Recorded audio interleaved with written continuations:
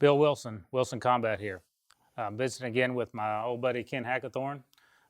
Ken, the last segment that we talked about full size versus compact, and how we've kind of finally got the compacts running reliably and all that sort of stuff.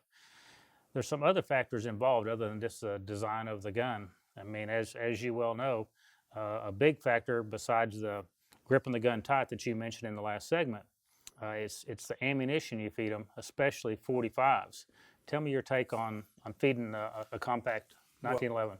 We know that in a full-size 45, 1911 pistol, that the ammunition balance is really not as critical. You can shoot, for example, 230 grain 45 ammo with not a lot of issues as far as reliability. Again, once you reach the point of the smaller pistols, faster cycle time, less dwell time to the rear, that quite often the heavier mass bullet loads aren't optimum. And what we see is guys who try to shoot compact 45s with 230 grain ammo, that kind of stacks the deck against them a bit.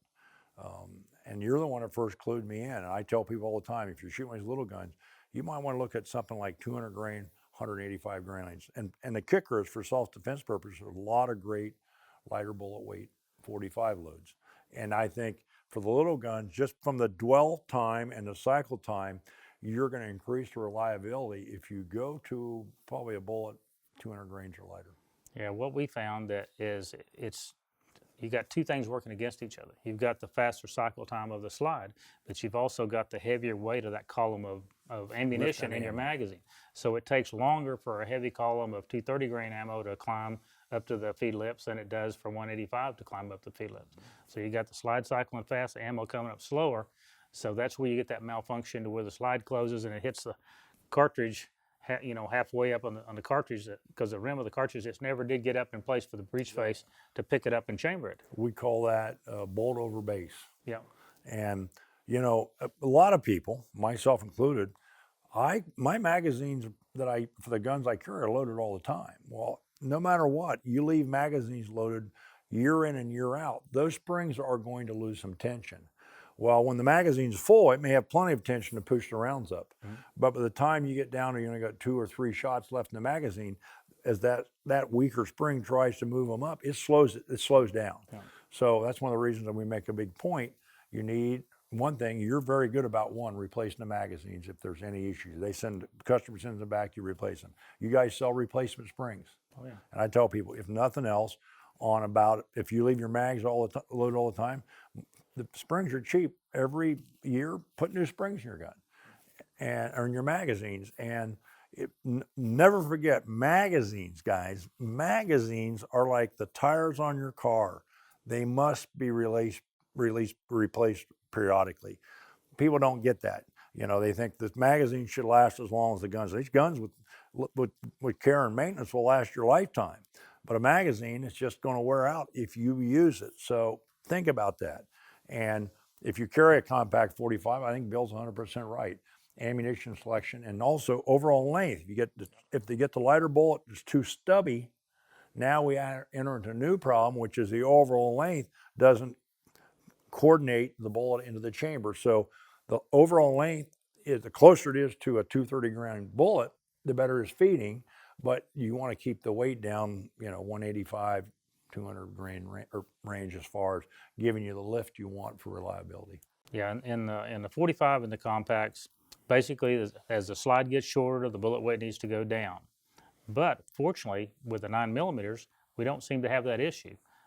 If anything, I find the heavier bullets to be more reliable in the 9mm than I do the lighter bullet. And overall length is always important. Always Most people critical. don't get that. And I'm a firm believer, one of the things that helps you with that is that feed ramp built into the barrel. Yeah. Where that bullet impacts the feed ramp, at what angle and what degree is real important. Yeah. So the longer the bullet is, for example, I think that the 9mm gun, especially compacts with 147s, are kind of the optimum package. Mm-hmm. You've got the length, you got the right recoil impulse. Overall, I think, and everybody's got favorite 147s. Everybody does. Mm-hmm. People always ask me, Ken, what's your round of choice? And my answer is whatever's free. I'm like you. I reload, but boy, it pains me to buy ammo. Yeah. So I tell people you can't go wrong. Hey, the Federal HST 147 load is got a good track record. The CCI Spear G2, which is what I'm using now, very good round. Hey, the Remington Golden Saber has a great track record. Almost every company, because remember, they got to be competitive. It's like the car business. They got to meet the competitors' demand. So almost all the ammunition companies now load a good quality 147 load. And that's kind of my pick, particularly for the more compact guns. For example, my X9 loves that 147 stuff. Yeah. Well, like you mentioned, the key is overall length. Yeah. I mean, and you can tell how well your gun likes that load by looking at the feed ramp after you've got some carbon buildup on it. I mean, if you're hitting below center typically when the round hits the feed ramp, you're starting to get into marginal country. I mean, if it's hitting at the bottom of the feed ramp and still working, you're close to having an issue.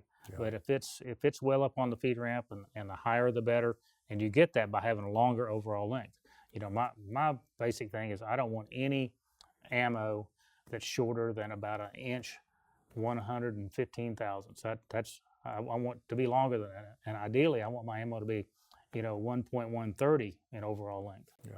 And another thing you got to think about ammunition-wise, whether it's a 45 compact or a 9mm, if you look at the length of the barrel, and we say, okay, this gun is advertised, what is this, a 4-inch barrel? 4-inch barrel. 4-inch barrel. But remember, if you look at the chamber, it's not quite an inch, it's chamber. So really, you probably got a 3¼ inch barrel. Remember, the burn rate of the propellant, if that bullet is designed to expand, let's say the manufacturer advertises your 147 load example at 950 feet per second. To get a hollow point bullet to expand, there is a threshold velocity-wise. It's got to impact that. So with a short barrel, you may think, well, I've got a 4-inch barrel, I'm going to get 950 out to, say, 15 yards. Well, actually, you're not. You got a 3¼ inch barrel, so your velocity may not be as good as you want.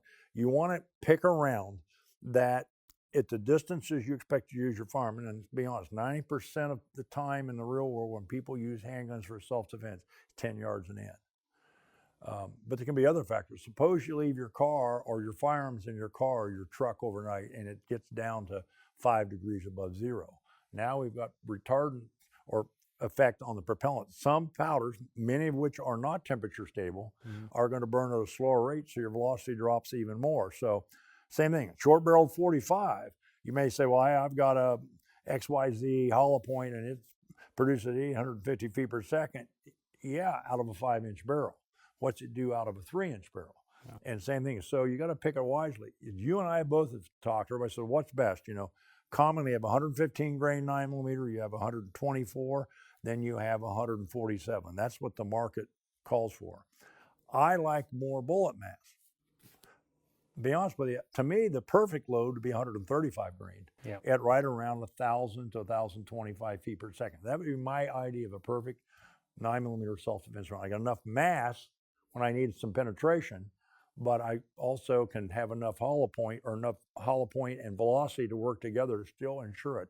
With a 147, you may be getting a little below that velocity threshold. With a 135, as long as you stay over 1,000 feet per second or right about 1,000, most bullets expand pretty darn reliably. Yeah, well out to the maximum range you would probably use a defensive handgun. Yeah. Well, Ken, thank you. Enjoyed visiting again. Cool.